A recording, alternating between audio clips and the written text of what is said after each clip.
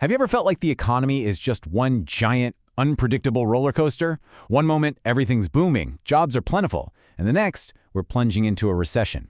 It can feel pretty random, right? Well, what if I told you it's not? There's a blueprint for all this, and in the next few minutes, we're going to build it together. I mean, that's the big question, isn't it? We've all seen the headlines. We've felt the effects. Good times, bad times. It can feel like total chaos. But there is a logic behind the madness. There's a way to see the machinery that drives these huge cycles. And to see it, economists have one really powerful tool in their toolkit. It's called the Aggregate Demand and Aggregate Supply model. Sounds complicated, but it's not. By the time we're done here, you won't just hear the news about the economy, you'll actually understand what's going on behind the scenes. So you ready? Let's get to it. Okay, first things first. What exactly is this roller coaster we're trying to figure out? You'll hear economists call them business cycles, and they have a few key features we need to know. Here are the three big things you have to remember. Number one, these ups and downs, they're completely irregular. You can't time them. Number two, most parts of the economy move together. When GDP goes down, investment spending usually goes down too. It's like a chain reaction. And number three, and this is the one that really hits home for all of us, this isn't just about numbers on a spreadsheet. When output falls, unemployment goes up.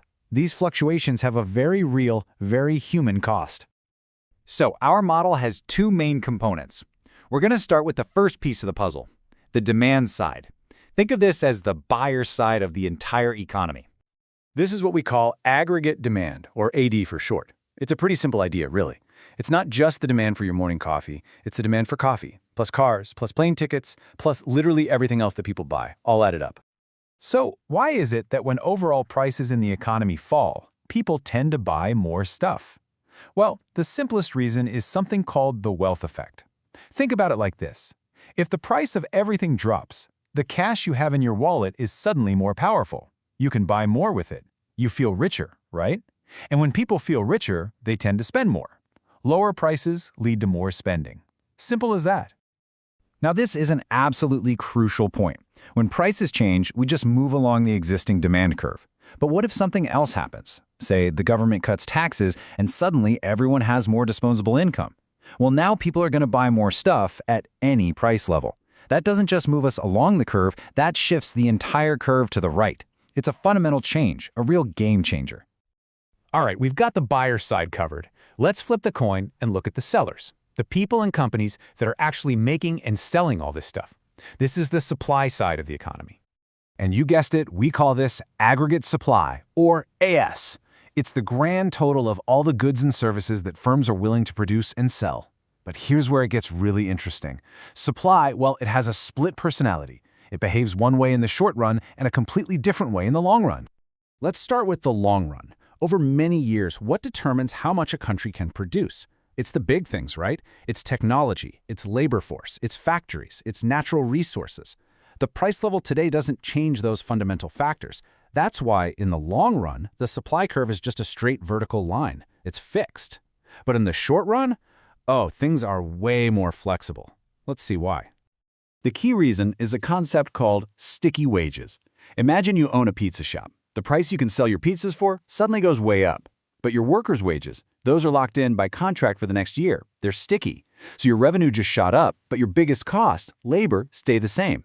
You're making way more profit on every single pizza. What are you going to do? You're going to make more pizza. You'll hire more people, you'll fire up more ovens. That's the short run in action. Higher prices can lead to higher output. So we have our demand curve representing the buyers. We have our supply curve representing the sellers. It's time for the aha moment. Let's put them together and see our model come to life. And there it is. That single point where the two curves cross, that's our equilibrium. It's like a snapshot of the economy's health. It tells us two vital pieces of information all at once: how much the entire economy is producing and what the overall price level is. So just to be super clear on what we're looking at, that horizontal line at the bottom, the x-axis, that's our total economic output, GDP. The vertical line on the side, the y-axis, that's the overall price level. And that sweet spot right where they intersect, that's the economy right now. Okay, so we've built this powerful new tool. Now let's take it for a spin. Can this simple graph actually help us understand one of the biggest economic crises in recent memory? Let's talk about the Great Recession. It was a massive shock to the system. Millions of people lost their jobs, their homes. It was a period of incredible turmoil. What happened? How can our model possibly explain an event that catastrophic? Well, it was kind of a perfect storm. The housing market bubble burst. That created a whole bunch of toxic debt that spread through the financial system like a virus. Banks started to fail. And in that environment of fear and uncertainty, everybody, from ordinary families to huge corporations, slammed the brakes on spending. Now, in the language of our model, what does that mean? It means there was a massive, sudden, negative shock to aggregate demand, with spending just vanishing from the economy. The entire AD curve shifted hard to the left. And the result was exactly what our model would predict. The economy moved to a new, much worse equilibrium point. Output, our GDP, fell sharply. And because businesses weren't making and selling as much, they didn't need as many workers. Unemployment soared, more than doubling from about 4.5% all the way to 10%. Our model perfectly shows the painful reality of what happens in a recession. So we built the tool and we saw how it can explain a massive crisis. But its real value isn't just about looking back at history. It's about changing how you see the economic world from this day forward. I want you to think of this model as a new lens, seriously. From now on, when you hear a news report about a supply chain crisis or a big government spending program, you won't just hear the headline. You'll be able to ask yourself, okay, is that affecting the demand side or the supply side?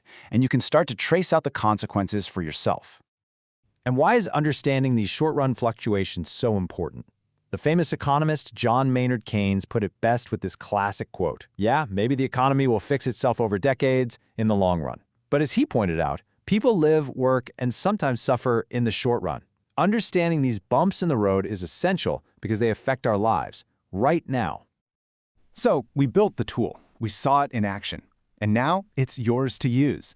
The next time you read an economic headline, it's not just a piece of news anymore. It's a question for you to answer. Is it about demand or is it about supply? You now have the framework to start figuring it out. Thanks so much for joining me.